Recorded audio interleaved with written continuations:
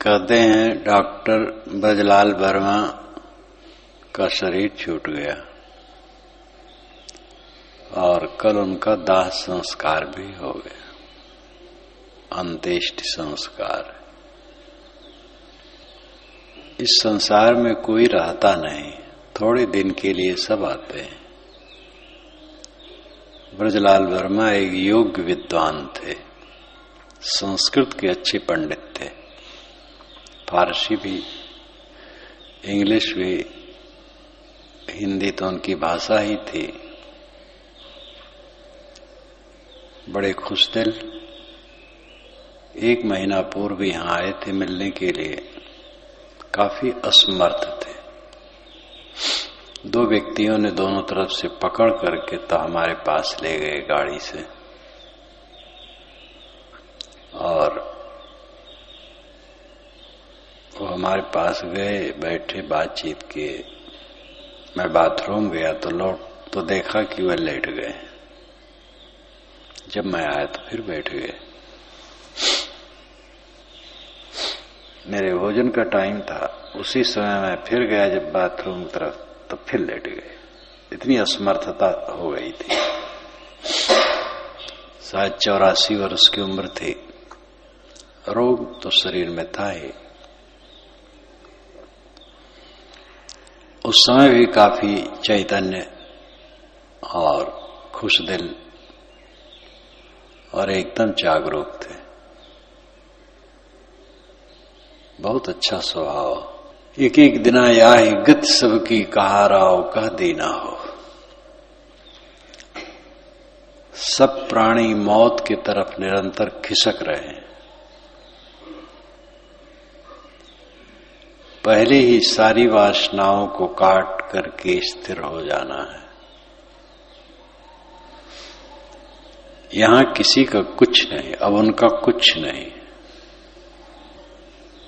काल सब कुछ को पहुंच करके रख देता है। मृत्यु की जो याद रखता है उससे पाप नहीं होता है, विकार नहीं होता है, उसका जीवन संतुलित होता है।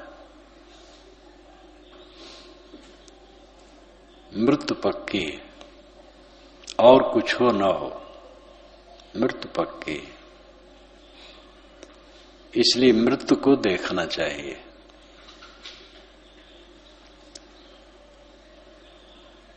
कुछ विचारक ऐसे होते हैं जो कबीर साहब को अंतर विरोध से संयुक्त करते हैं। वह कहते हैं कबीर समाज दर्शन उनका बड़ा सुंदर है। समाज में मानव बराबर है, कोई ऊंच नीच नहीं, छुआछूत झूठ है, देवी देवता कुछ नहीं, भूत प्रेत कुछ नहीं, सारे पाखंडों से अलग। न मालूम कितने आडंबरों को उन्होंने अस्वीकार दिया, लेकिन वे पूर्व जन्म पुनर्जन्म मानते हैं, रहस्यवाद मानते हैं, गगन गुफा में निवास मानते हैं, पुनर्जन्म में कर्मफल भोग मानते हैं, संसार की क्षणभंगुरता पर बहुत कहते हैं, मृत्यु की याद करने कहते हैं। स्त्रियों के विषय में उनका पारंपरिक विचार है और भक्ति भी है। बहुत बातें उनकी हैं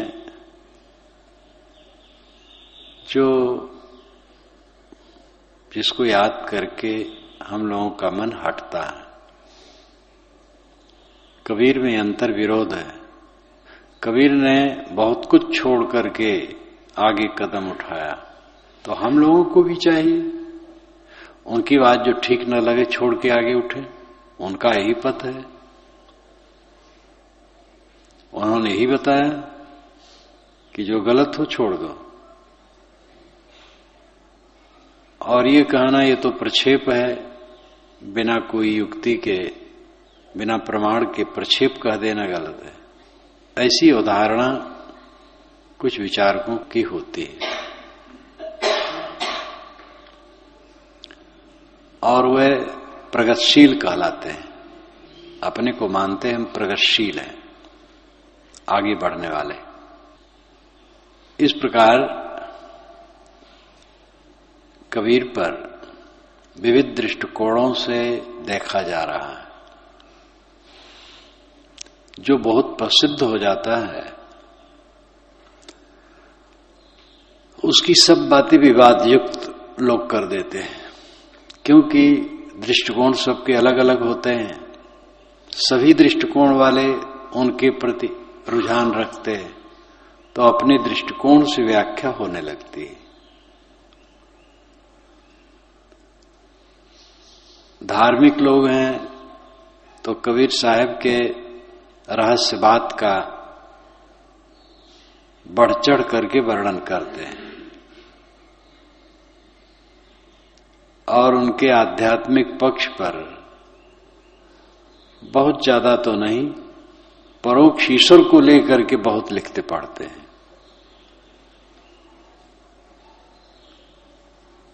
उनके क्रांतिकारी विचार सामाजिक समानता का दृष्टिकोण, अंधविश्वास से ऊपर उठने की बात, इस पर चर्चा कम करते हैं।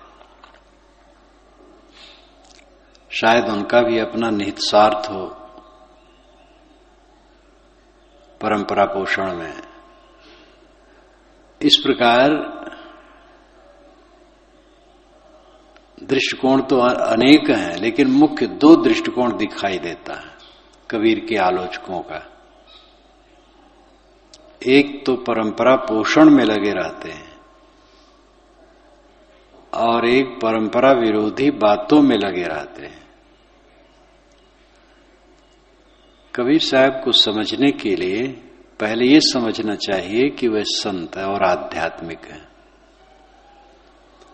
समाजवादी, मार्क्सवादी, प्रगतिशील, आधुनिकता का जामा पहन करके चलने वाले इस बात पर ध्यान नहीं देते। खंडन परक अंधविश्वास और वर्णवाद और ऐसी सब बातों का जो खंडन है, उसका सर्वेक्षण किया जाए तो कुछ प्रतिशत ही है। बीजक के रत्न धर्मेंद्र लिखते हैं और समय आएगा तो इस पर भी इसका लेखा जोखा करें कि वर्ण व्यवस्था खंडन में कितने वचन हैं और अंधविश्वास के दूर और विविध जो खंडन परक है उनकी शाखाएं कितनी हैं और कुल मिलाकर के सारा खंडन कितना प्रतिशत बीजक में है। ये भी कहा जा सकता है निर्भयता से, दृढ़ता से कि इतना प्रतिशत है, लेकिन मोटा मोटी तो यही देखा जाता है कि बहुत कम है, अध्यात्म ही ज्यादा है। 2%, 3%, 5% कितना होगा तो लेखा जोखा करने से पता लगेगा। अध्यात्म ही ज्यादा है। क्यों? क्योंकि अध्यात्म का विषय बारंबार कहना पड़ता है। वासना का त्याग, मोह का त्याग पर ज्यादा कहना पड़ता है। मनुष्य बराबर है मूलतः,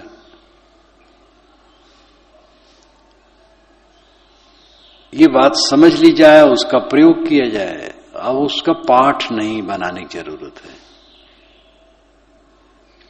ब्राह्मणवाद गलत है। अब ब्राह्मणवाद गलत है कितना बार कहा जाए? 2-4 बार कह लिया जाए, फिर उस ब्राह्मणवाद को त्यागा जाए। जो ब्राह्मण नामधारी हुए विचारक बने उसको त्याग करें। जो ब्राह्मण नामधारी नहीं है वो अपने में हीन भावना न रखें, हम वही मनुष्य हैं, भूत प्रेत नहीं होते हैं। समझ लिया अब उसका पाठ बनाने की जरूरत नहीं। लेकिन वासना का त्याग ये बड़ा जबरदस्त है, और इस पर बारंबार कहना पड़ता है। तो अध्यात्म के वचन उनके बहुत हैं, क्योंकि वे संत हैं। वे कोई ऐसे विचारक नहीं हैं समाजवादी जैसे कि कुछ बाहरी बातों को कह करके अपना काव्य समाप्त कर दें। वे मुख्य संत साधक हैं, सिद्ध हैं। वो तो है ही है, साधक ही सिद्ध होता है। जैसे कि सदस्य लोकसभा भवन के सदस्य होते हैं, सब चुन करके जाते हैं, उसी में मंत्री प्रधानमंत्री सब बनते, गृह मंत्री बनते हैं। तो मंत्री गृह मंत्री प्रधानमंत्री कोई अलग थोड़े, वो सदस्य हैं। और उसमें प्रधानमंत्री एक होगा, गृह मंत्री एक होगा, वित्त मंत्री एक होगा, तो एक एक तो होंगे। दूसरे योग्य होंगे उनको बना दे, वो वही काम करेंगे। तो सदस्य हैं सब बस। और उसी सदस्य में कोई को पद दे दिया जाता है, मूलतः वो सदस्य है। इसी प्रकार जितने साधक हैं वो साधक है, साधक ही सिद्ध होता है। तो सिद्ध का प्रयोग कम किया जाता, साधक का ही किया जाता है। तो कबीर साहब साधक हैं, संत हैं।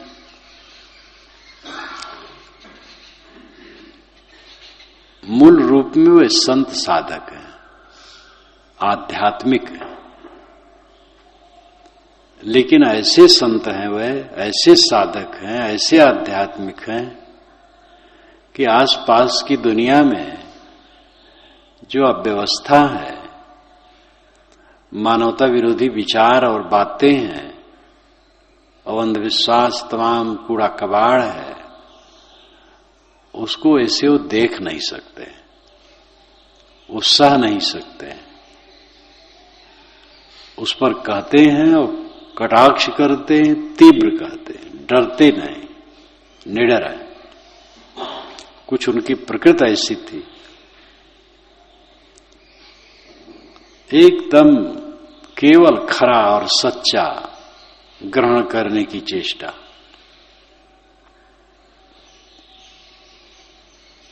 अद्भुत शक्ति और अद्भुत बुद्धि, अद्भुत प्रतिभा, अद्भुत साहस, सब कुछ अद्भुत उनका। वे पुनर्जन्म मानते हैं, क्योंकि देह से भिन्न जीव सत्ता मानते हैं। कर्म फल भोग मानते हैं, वासना से बंधन मानते हैं, वासना के त्याग से मोक्ष मानते हैं। और ये सारी बातें वे कहते हैं। ये अध्यात्म की रीढ़ है और सत्यता है। संसार की क्षणभंगुरता पर कबीर विचार करते हैं। कबीर ने संसार की क्षणभंगुरता बनाई है, उन्होंने प्रकृति पर क्षणभंगुरता थोप दी अपने तरफ से। संसार का सब कुछ क्षणभंगुर है ही है, तो उसको वो कहते हैं। संसार की क्षणभंगुरता कबीर की देन नहीं है, प्रकृति का स्वभाव है, निर्मित वस्तुओं का स्वभाव है बनना और बिगड़ना। अगर इस बात को कहते हैं तो कबीर का दोष क्या है? कहीं कुछ स्थिरता है? जो ऐसे आलोचक हैं प्रायः जवान होते हैं या प्रौढ़ होते हैं।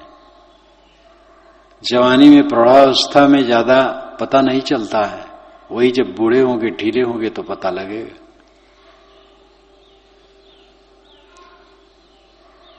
विवेक से तो बचपन में ही, कुमार अवस्था ही में सब कुछ समझ में आने लगता है जिसके विवेक है। और जिसके विवेक नहीं है, मोहग्रस्त है, पढ़े लिखे हैं, बुद्धिमान हैं, तो नहीं देख पाते हैं। डॉक्टर संपूर्णानंद जैसा विद्वान पुरुष और आध्यात्मिक पुरुष अपनी जवानी में जब लिखा था तो एक जगह लिखा कि संतों ने संसार की क्षणभंगुरता और विभत्सा ज्यादा कह डाली है, दुख रूपता ज्यादा कह डाली है, इतने की जरूरत नहीं थी। किन वचनों में लिखा है याद तो नहीं है पूरा, लेकिन भाव यही है। लेकिन जब वे अस्वस्थ हुए, अस्वस्थता उनकी काफी दिन से चल रही थी, ज्यादा अस्वस्थ हुए, राजस्थान के गवर्नर थे, वहीं मैंने उनको पत्र दिया था जगन मीमांसा में उनका चिद्विलास से ईश्वराधिकरण का एक बड़ा अंश रखने के लिए। तो प्रसिद्ध थे, कांग्रेस के बहुत बड़े नेता थे, बचपन से ही उनको जानता था, अखबारों में पढ़ता था, प्रसिद्ध थे, उस समय राजस्थान के गवर्नर थे। तो मैंने उनको पत्र लिखा कि आपके चिद्विलास के ईश्वराधिकरण से बड़ा भाग उसका मैं लेना चाहता हूं। उन्होंने पत्र लिखा और अपने कलम से भी उसमें कुछ सुधार के कुछ और बात कही, तो टाइप होता है, और दस्तखत किया और कहा कि ये 2 कॉपी मेरे लिए भेजिएगा। किंतु उसके बाद उनका स्वास्थ्य और गिर गया, तो वहां से बनारस आ गए। काशी विद्यापीठ उनका प्रिय स्थल था, वहां से फिर घर पर भी लाए गए।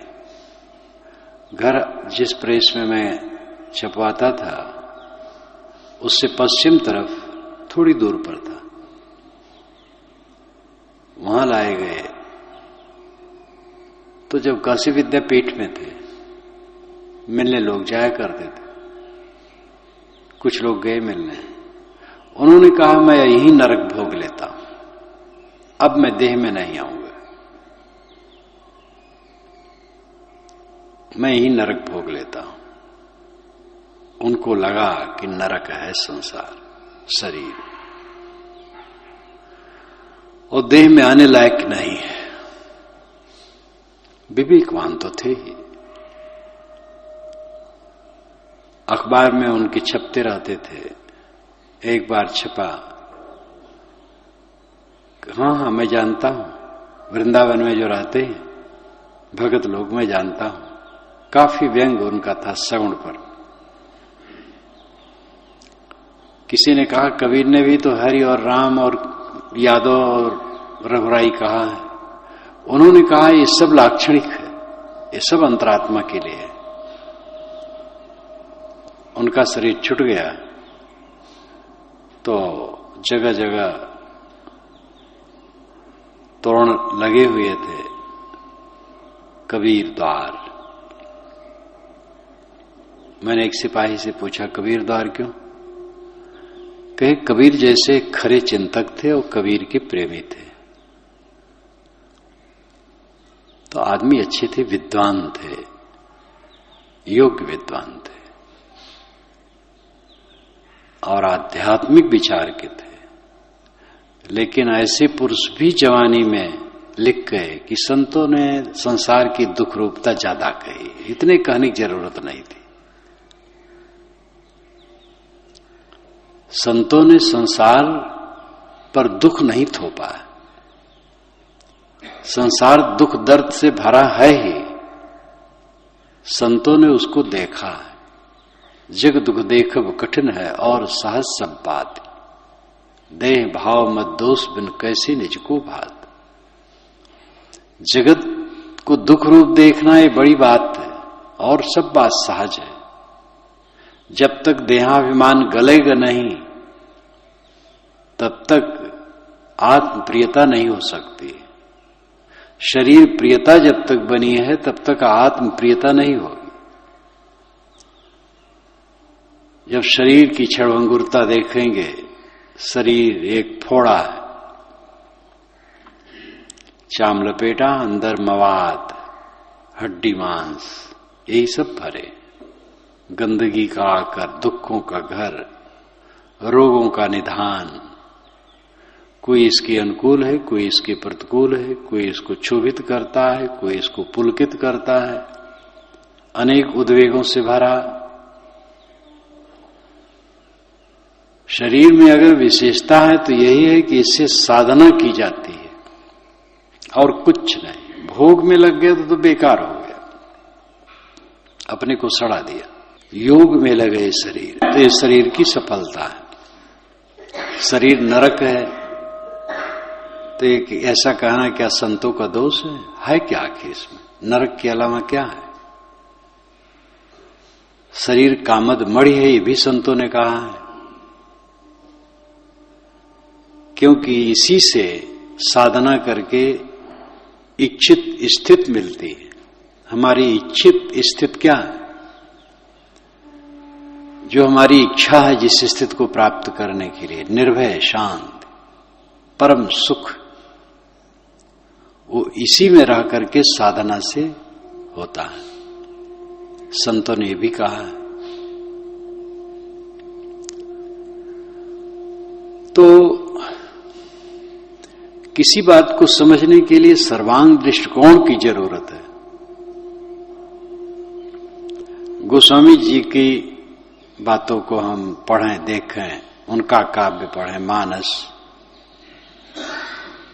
दोहावली, विनय पत्रिका, तो उनके प्रति श्रद्धा रखें और फिर पढ़ें, तो उनके दृष्टिकोण को देखें, फिर जो आलोच्य विषय आलोचना करें। लेकिन ये भी देखें कि उनकी भावना वैसी थी, उनका भी उद्देश्य दुख निवृत्ति है, लेकिन दृष्टिकोण वैसा है। किसी का भी काव्य हो, किसी का भी कृत्य हो, देखने के लिए उदार बनना चाहिए। कबीर में तो ऐसी बात है ही नहीं है। कबीर में बात यही कि वो आध्यात्मिक, यही उनका दोष है समाजवादियों की दृष्टि से, कि वो आध्यात्मिक है।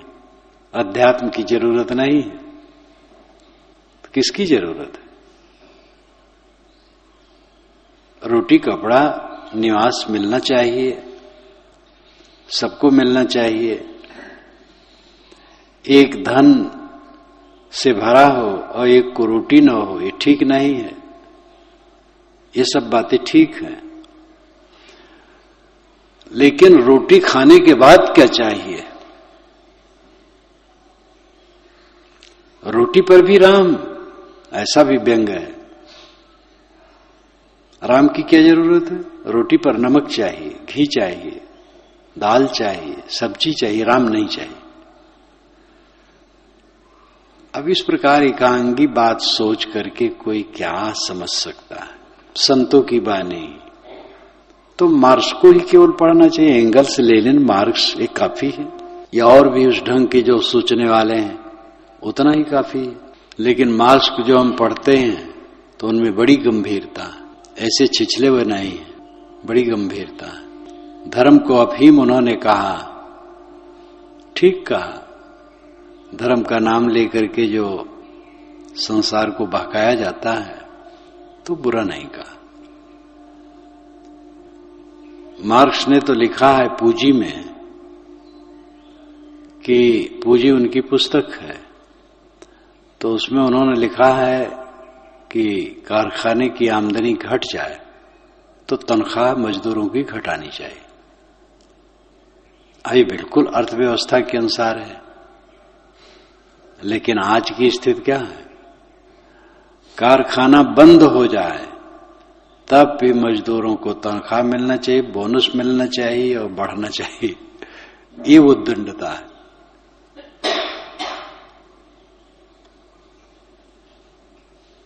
कबीर की उलटवासियां व्यंग है, सारी उलटवासियां व्यंग है। गलत बातों को लेकर के जो बैठे हुए हैं उन पर व्यंग है। मूस बिलाई एक संग को कैसे रह जाए? ये ऐसे धार्मिक लोगों पर व्यंग है जो माने बैठे हम निर्लेप हैं, चाहे जैसे करें, चाहे जैसे रहें। जब एक गृहस्थ गुरु विहार के एक कार्यक्रम में, जो काफी दिन हो गए, करीब करीब 27 वर्ष हो गए, अब की बार फिर है 27 वर्ष के बाद, तो गुरु आए, गुरु प्रसिद्ध, पढ़े लिखे और कर्मचारी भी सरकारी, और कुछ पुस्तक भी लिखे, शायद अभी हो भी। सभा में कहे, सभा बैठी तो कहे कि साहब एक प्रश्न है, जिसके नमक की एक डली न हो, वो कहे मैं नमक का त्यागी हूं, कैसे माना जाए त्यागी? जिसके छल्लक छल्ला नमक बोरों से भर के धराव न खाए, वो त्यागी। वो स्त्री वाले थे और त्यागी थे। हम लोगों की स्त्री है ही नहीं तो कौन त्यागी? ये खास उनका अर्थ था। तो मैंने कहा भाई हम लोग कमजोर हैं, इसलिए हम लोग भाग करके बच रहे हैं। आप लोग बलवान हैं, स्त्री सहित हैं, वो त्यागी। तो उन्हीं के वर्ग वाले उनको सभा ही में कह दिए। तो ऐसे लोगों को लेकर के ही साहब ने कहा, मूस बिलाई एक संग को कैसे रह जाए, ये व्यंग है। उन्हीं के महंत ने कहा कि साहब हमारे बड़े महंत ने कहा है कि हम नमक नहीं खाते हैं, और छल्ली छल्ला नमक है हमारे पास, कैसे विश्वास किया जाए? ये हमसे कह रहे थे कि साहब कहां प्रश्नोत्तर का समय देंगे, अगर जहां साहब बैठे हैं वहीं चलूंगा तो ऊपर चौकी बैठे रहेंगे, हम लोगों को नीचे बैठना पड़ेगा, इसलिए सभा में बैठे। तो महंताए हमसे कहे, तो मैंने कहा सभा में समय बर्बाद न करें, उस सभा के बीच में प्रश्नोत्तर ठीक नहीं। हमारे पास ना, हम उनके पास चलेंगे, वो खाट पर बैठे रहे, मैं नीचे बैठ जाऊंगा। कि वाह साहब आप कैसे बैठे? हम के बिल्कुल बैठ जाऊंगे। तो सभा में उन्होंने कह दिया कि आपने तो कहा वे बैठे रहे ऊपर, मैं नीचे बैठ जाऊंगा, और ये डर रहे थे आपके पास जाएंगे तो नीचे बैठना पड़ेगा, और नमक नहीं खाते हैं ये।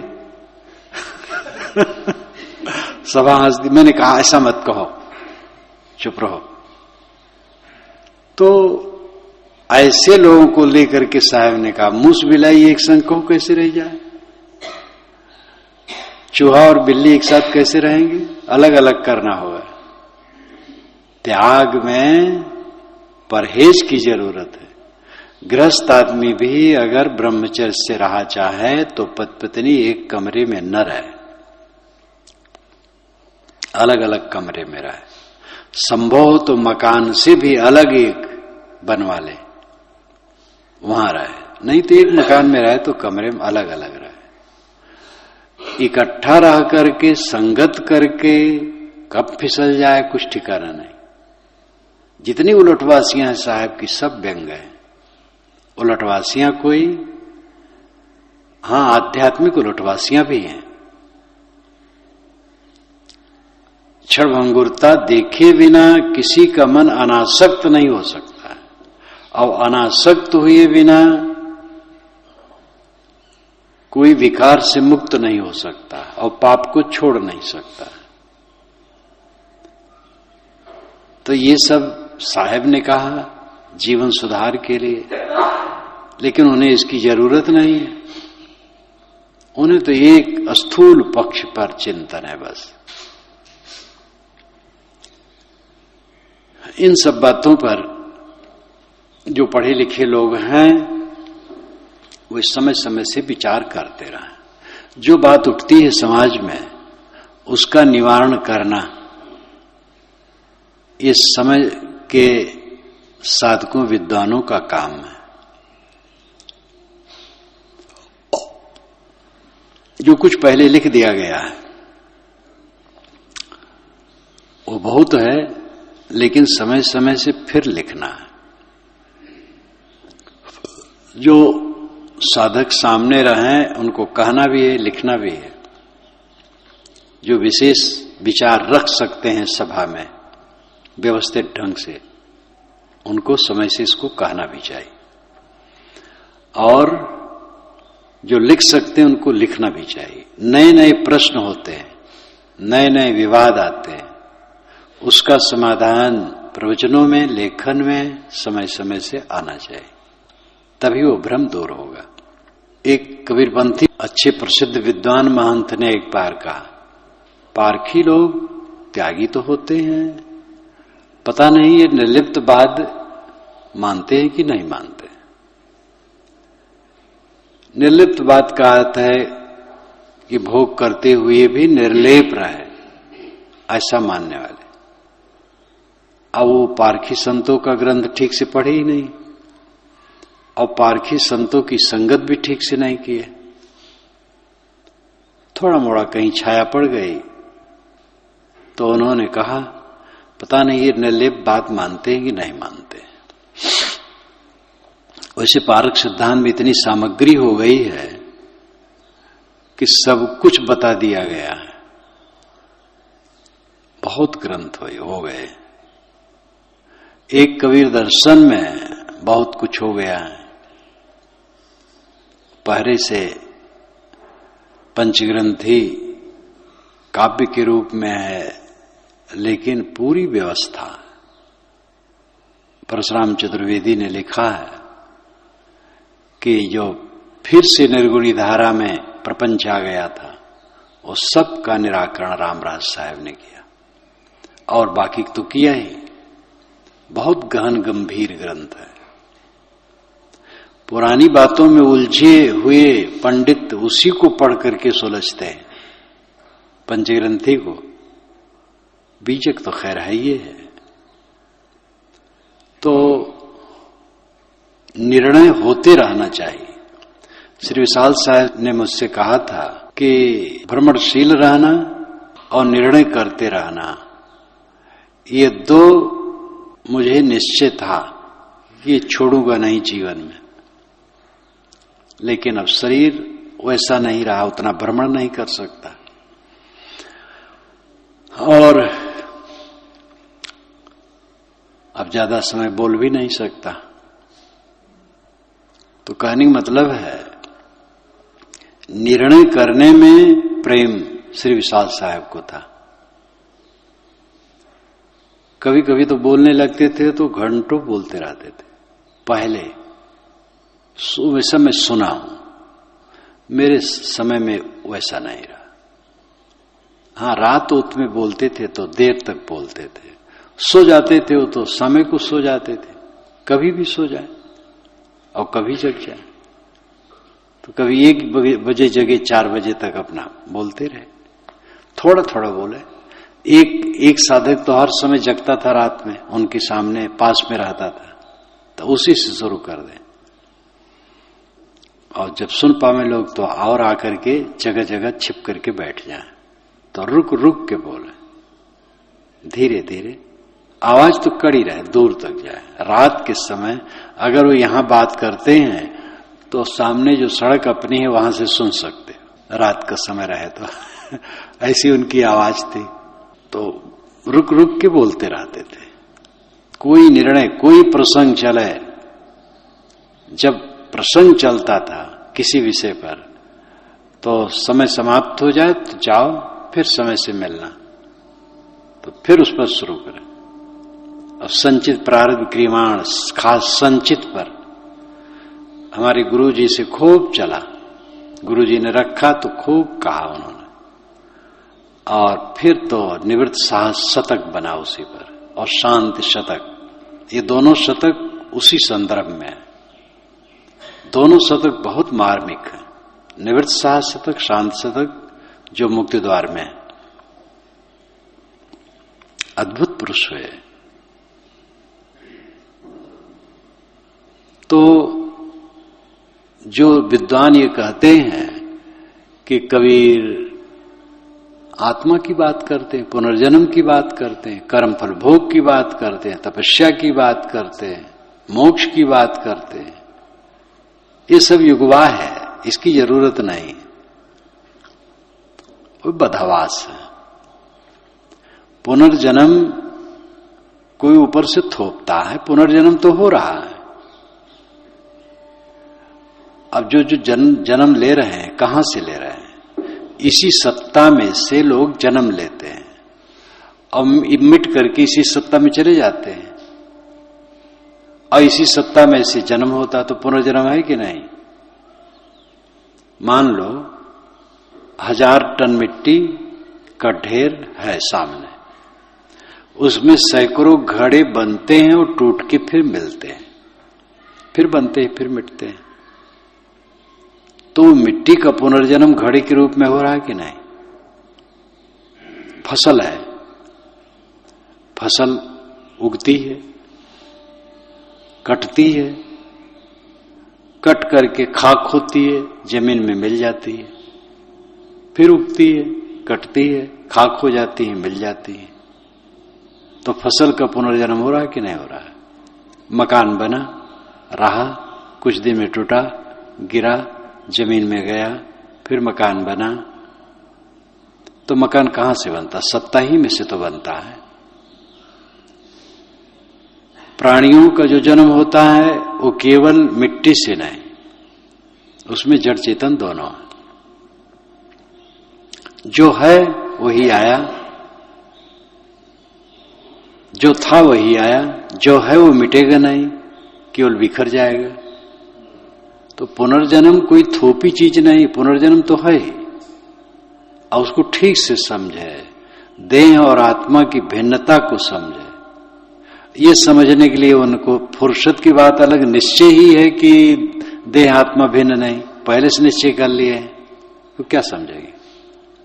पुनर्जन्म होता है कि नहीं हम प्रत्यक्ष नहीं कर सकते, लेकिन वे भी ये नहीं कह सकते हैं कि नहीं ये होता है। एक भौतिकवादी से मैंने कहा कि पुनर्जन्म नहीं ही होता है, क्या ये बात सच हो सकती है? कहे सच नहीं हो सकती, कौन जाने होता हो। हम भी नहीं कह सकते कि नहीं होता है, कौन जाने होता हो। प्रमाण नहीं, हमने कहा इसका प्रत्यक्ष प्रमाण नहीं, लेकिन जो सारे कारण कार्य का स्वरूप है उस पर विचार करें। जो नहीं था वो कहां से आ गया, और जो है वो नष्ट कहां हो जाएगा। इसलिए पुनर्जन्म तो एक तथ्य है, और सबसे मूल है आत्म अस्तित्व, मेरा होना। मार्क्स की वाणी में भी आती है, मार्क्सवाद में कहो कि हर जड़ कण से चेतना नहीं हो सकती। जड़ में गुणात्मक परिवर्तन हुआ, चेतना आई, लेकिन हर जड़ कण से चेतना नहीं हो सकती, ये उन्होंने कहा। गुणात्मक परिवर्तन से चेतना आई, वो मानते हैं। यानी प्रकृति में परिवर्तन होते होते होते होते एक अवस्था ऐसी आ गई कि उसमें चेतना बन गई, ये उनकी कल्पना है। दो वैज्ञानिकों से जिससे मेरा संबंध पड़ा, उनसे जब मैंने कहा क्या जड़ तत्वों से चेतना आ सकती है, तो दोनों गंभीर हो गए। दोनों भिन्न देश काल में मिले थे, लेकिन मेरे प्रश्न पर दोनों मौन हो गए थे, कम से कम 1 मिनट। तब उन्होंने कहा था कि मूल में अगर चेतना नहीं है तो कार्य में चेतना नहीं आएगी। वैज्ञानिक हठी नहीं होते, वैज्ञानिक विनम्र होते हैं, और ये जो लोग होते तो हठी होते, पहले से बांध करके रखते हैं कि हम यही मानते हैं। वो मानते हैं कि अध्यात्म तो पोगापंथीपन है, लेकिन वैज्ञानिक ऐसा नहीं कहते। दोनों वैज्ञानिकों ने हमसे कहा था कि हम समझ नहीं रहे हैं, समझ नहीं पा रहे हैं, आत्मा को समझ नहीं पा रहे हैं। तो मैंने कहा था आप सड़से से आत्मा को पकड़ना चाहते हैं, तो हंसने लगे थे। और दोनों ने कहा था कि हम जैसे लोगों को आपके पास आकर के कुछ दिन रहना चाहिए। तो वैज्ञानिक विनम्र होते हैं, वे पंथ नहीं बनाते हैं, और ये जो समाजवादी कहलाने वाले वो पंथ बना लेते हैं। हमें मानना नहीं, पुनर्जन्म मानना, आत्मा मानना नहीं, साधनक पक्ष मानना नहीं। अब मानना नहीं तो ठीक है, जो ना आप मानो मानो, उसमें कौन लड़ेगा। लेकिन अध्यात्म जीवन का ऐसा पक्ष है, असली पक्ष है, किसी का कुछ रह नहीं जाता है, शरीर गलता है रात दिन। बड़ी से बड़ी विद्वान, धनी, प्रवक्ता, लेखक, पूज्य, प्रतिष्ठित अधिकारी, सबका शरीर गलता है। जो कार को रोक लेता है ऐसा पहलवान, वही एक दिन अपना हाथ नहीं उठा पाता, करवट नहीं बदल पाता है। संसार के सारे ऐश्वर्य संतोष नहीं दे पाते, बल्कि संताप देते हैं। ऐश्वर्य जो है वो संतोष नहीं देते हैं, संताप देते हैं। ये ऐश्वर्य में से थोड़ी जरूरत है भोजन के लिए, छाजन के लिए और रहने के लिए घर थोड़ा, असन, वसन, निवसन, ये तीन। असन भोजन, वसन कपड़ा, निवसन घर, ये थोड़ा थोड़ा जरूरत है बस। बाकी ऐश्वर्य तो संताप देने वाले होते हैं, संतोष नहीं दे सकते। ऐश्वर्य किसी को संतोष नहीं दे सकता है, ऐश्वर्य संताप देता है। आध्यात्मिक बल जिसके पास है वही संताप से ऊपर उठता है, नहीं कोई नहीं उठ सकता। चित्त की पवित्रता, चित्त में शांत, जीने मरने में संबुद्धि, जो कुछ मिला है खोने वाली चीज है, खोती रहती है, मरना कुछ नहीं। देह और आत्मा का वियोग और क्या है, आत्मा अमर है और देह के कण जितने हैं वो भी अमर है। न जड़ मरता है न चेतन मरता है, सत्ता मरती ही नहीं। सत्ता में जो संयोग होता है उससे वियोग हो जाता है। तो मोह क्यों, जितना जी बहुत हो गया। एक जवान आदमी को भी सोचना चाहिए, और जी करके क्या करेंगे। जब से जन्म लिए हो झंझट के सिवा क्या पाए हो, झंझट झंझट झंझट, असंतोष असंतोष, और जितना जियो बस वही असंतोष भोग, और क्या पाओगे। क्यों जीने की इच्छा, और मरने से भय क्यों, सब बिगड़ जाएगा। अनादिकाल से लोग मरते हैं, कुछ बिगड़ा, बराबर लोग मर रहे हैं, क्या बिगड़ता है। और जो बिगड़ता है वो बिगड़ने वाला वो बिगड़ेगा ही, कोई क्या करेगा। एक 22 वर्ष का जवान चपरासी स्कूल का अचानक मर गया, न मालूम क्या रोग था, अवधि आ गई। रोग तो बहाना है, कितने शरीर में रोग बना रहता है और 90 बरस तक चले जाते हैं। कितने रोग नहीं है और झटपट ही खत्म हो जाते हैं। अब 22 बरस का राम रूप सुंदर जवान, बढ़िया साधक, आनंद फानंद में शरीर छोड़ दिया, कुछ नहीं पता चला। आज से 5 वर्ष हो गए, हमारे कक्ष के पास ही वो 22 बरस का नौजवान स्कूल का चपरासी शरीर छोड़ दिया। पत्नी थी और एक बच्चा पैदा हुआ था, 6 महीने का था। गांव भर रो दिया, इसके बच्चे क्या हो गए।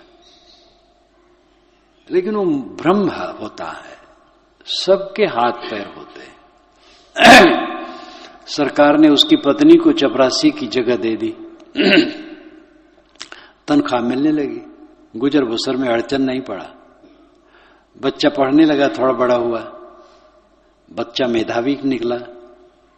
गांव का मुखिया देखा कि इसका बच्चा बड़ा तेज है, इसको पढ़ाया जाए तो लौकिक दृष्टि से ऊंचे उठ सकता है। तो उसकी मां को बुला करके उससे कहा कि इस बच्चे को मुझे दे दो, मैं इसको शहर में भेज के पढ़ा दूं, खूब पढ़ा दूं।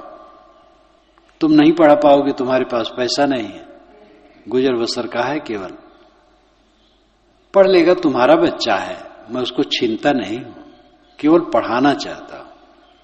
उसने कहा ठीक है, तो शहर में भेज दिया। वो लड़का पढ़ा, फिर वो कलेक्टर हुआ। हो सकता उसका पिता होता तो इतना न पढ़ा पाता। फिर वो मुखिया कहता भी नहीं, वो तो पिता नहीं था तब उसको दया आई। और लोग रो दिए थे कि पिता नहीं रह जाएगा तो ये 6 महीने के बच्चे क्या दशा होगी। अब वो कलेक्टर हुआ। सबके साथ प्रारब्ध है, भाग्य, तकदीर, प्रारब्ध, इसको भी भौतिकवादी काटते हैं। अब अपनी जबान से कोई कुछ कह दे और कलम से कुछ लिख दे, लेकिन भाग्य, तकदीर, नसीब, प्रारब्ध अनेक शब्दों से जो कहा जाता है वो निरर्थक नहीं है।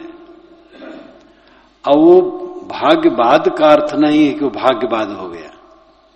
भाग्य, भाग, हिस्सा, फल, ये अपने कर्म का ही फल है।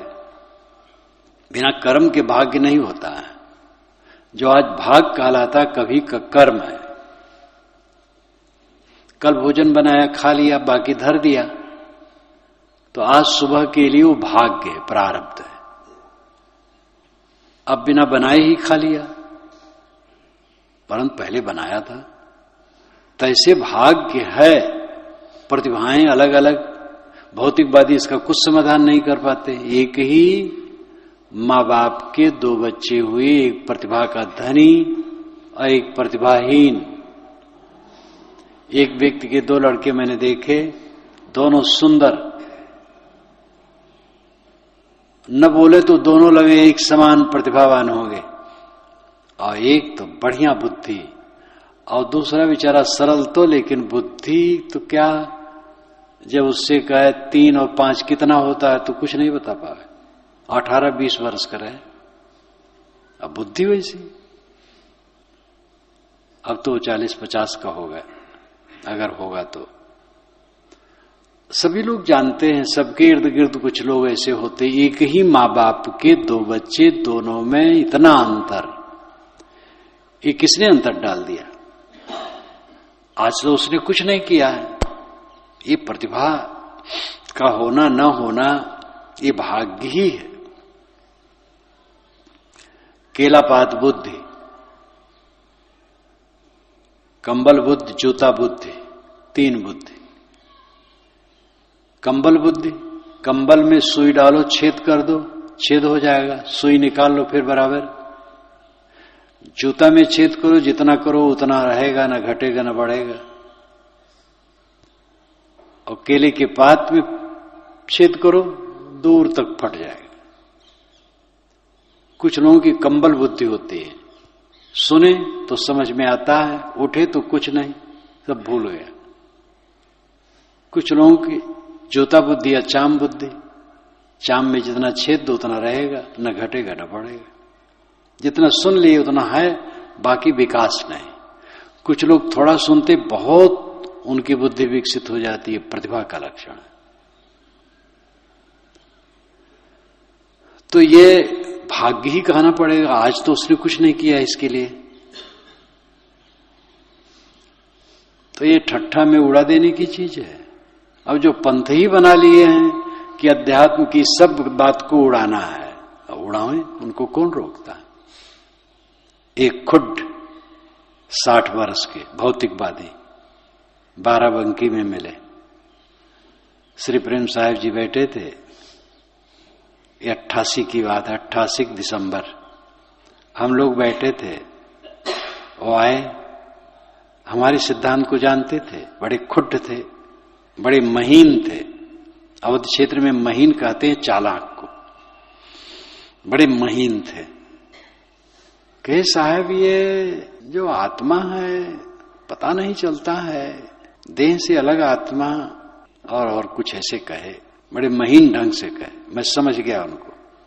मैंने कहा देखो, देह से आत्मा अलग हो ना हो, आप हो कि नहीं, आप जड़ हो कि चेतन। अब कैसे कहे मैं जड़ हूं कि महाराज मैं चेतन हूं। तो मैंने कहा हो कि नहीं, कहे हूं।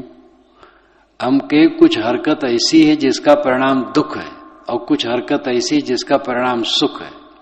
ऐसी हरकत मनवाणी इंद्रियों से न करो जिससे दुख हो, ऐसी हरकत करो जिससे सुख मिले। बस इतने में जीवन का बेड़ा पार है। कह के मैं चुप। अब वे बेचारे असहाय हो गए।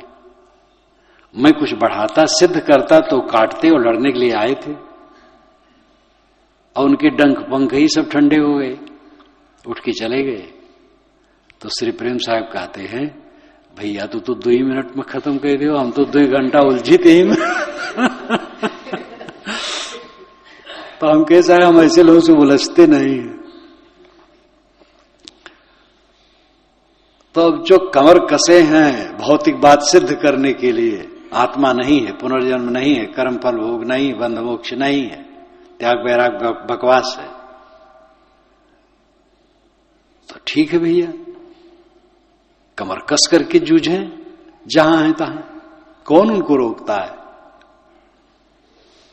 ये तो उनके लिए है जो दुविधा में समझ नहीं पाते, निर्णय वचन मिलते नहीं, उनके लिए निर्णय। और ऐसे हठी आदमी के आधार में निर्णय हो जाता है। जब हठी लोग मिलते हैं तब विवेकवानों को होता है कि इस पर कहना चाहिए, लिखना चाहिए, तो होता है। तो जो जिज्ञासु हैं दुविधा में उनका समाधान होता है, हठियों का तो कभी नहीं होगा। लेकिन वो हठी भी हमारे सहायक ही हुए, उनके द्वारा बात आने से तब निर्णय करने का अवसर मिला। कबीर की जहां तक बात है, इस पर द्विवेदी जी की बात याद आती। उन्होंने हंसते हुए कहा था मुझसे, हाथिक पांव सबके पांव, कबीर का पांव हाथिक पांव है। तो कबीर का स्वरूप ऐसा विशाल है, योग उनसे निकलता है, ब्रह्म ज्ञान, ईश्वर ज्ञान, आत्मज्ञान, समाजवाद, क्या क्या सभी शाखाएं उनसे निकल आती हैं। जो उनके श्लेषात्मक वचन है उसमें से कहीं कुछ निकाली जा सकती है, और जब श्रद्धा हो जाती है तो जो चीज नहीं रहती है उससे भी उससे निकाल करके अपना प्रतिपादन किया जाता है। तो इस ढंग से कबीर साहब को लेकर के तो विविध दृष्टिकोण दुनिया में रहेंगे, इसको कोई रोक नहीं पाएगा, क्योंकि वो बहुत प्रसिद्ध हो गए हैं और बहुत प्रिय हो गए, सबके प्रिय हो गए। कोई उनको छोड़ना नहीं चाहता है और अपने रंग से उनको गढ़ना चाहता है, कबीर की मूर्ति गढ़ करके रखना चाहता है। एक विद्वान ने सभा में कहा था कि हम विद्वानों ने कबीर की जो मूर्ति गढ़ी थी, मेरा निर्देश करते हुए कहा उन्होंने कि स्वामी जी के कबीर दर्शन से 70% वो मूर्ति खंडित हो गई। तो जो उन्होंने कबीर को गृहस्थ सिद्ध किया था और रहस्यवादी सिद्ध किया था और बहुत कुछ सिद्ध किया था, वो खंडित हो गया। तो इस प्रकार इतने लोकप्रिय जिसको सभी लोग मानते हों तो अपने ढंग से कबीर को कहेंगे, तो इसको तो कोई नहीं रोक सकता है। लेकिन जो विचारक हैं वे उनके स्वस्थ स्वरूप को समाज में दें। जो निर्णय है वो कहें तो जिज्ञास समझेंगे और उसकी सफाई होगी।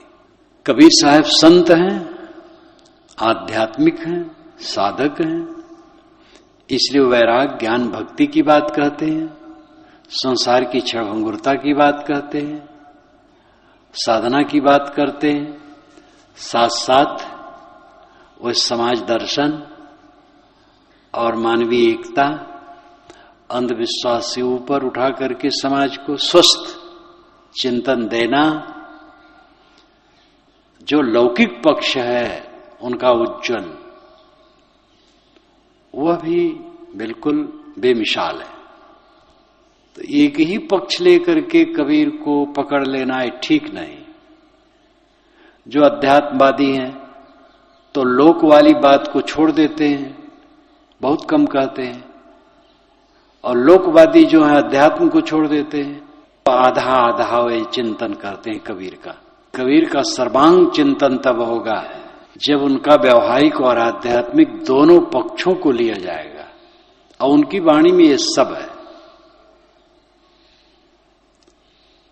इसलिए कुछ विचारक जो एकांगी बातें किया करते हैं, उनके समाधान के लिए साधकों, विद्वानों, प्रवक्ताओं, लेखकों को अपने विचार देते रहने हैं, जिससे कि वो विचार जो पाएंगे